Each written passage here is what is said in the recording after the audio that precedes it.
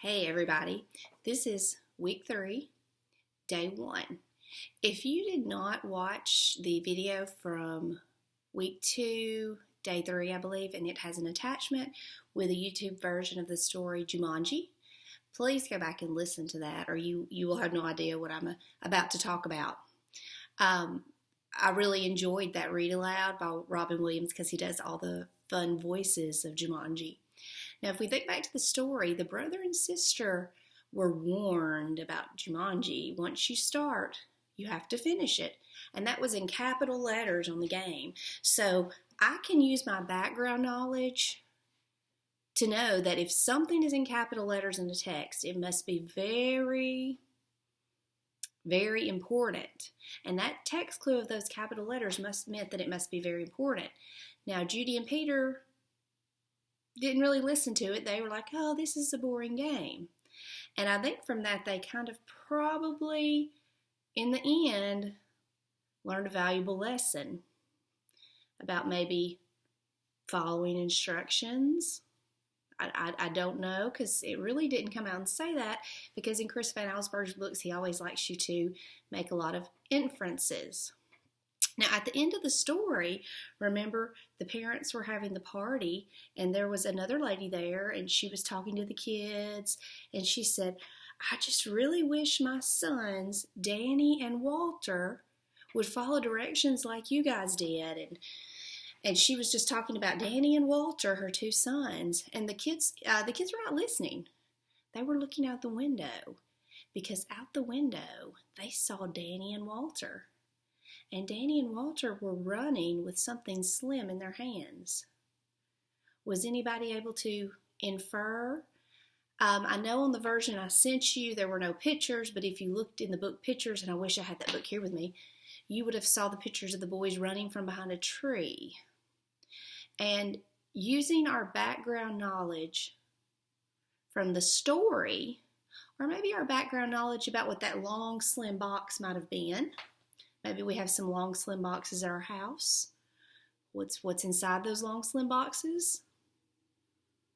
Board games, so that might be some background knowledge you have. We also have the background knowledge from the story that Judy and Peter took the box outside and they kind of buried it to get rid of it. But the text clue here really is Judy and Peter are watching them. What are they going to do? Why did they get that box? And Judy and Peter know that taking that box home means trouble, okay? So I can make an inference here that maybe there's going to be another story. But most of us only have read the book Jumanji, because Jumanji is an award-winning Caldecott book for the pictures and the story, and then they've made the movie, and then they made another movie, and then they made another movie of Jumanji, so it's very popular. However, what happened to Danny and Walter after they got that game? What do you think happened to them? We have a little bit of background knowledge. What happened to Peter and Judy? Can you infer that the same thing is going to happen to Danny and Walter? Well, I'm going to attach a link to this YouTube video, and if you can't pick up the link, I'm going to tell you what you can type in here. Zathur. This is the sequel meaning comes after the first one, to Jumanji.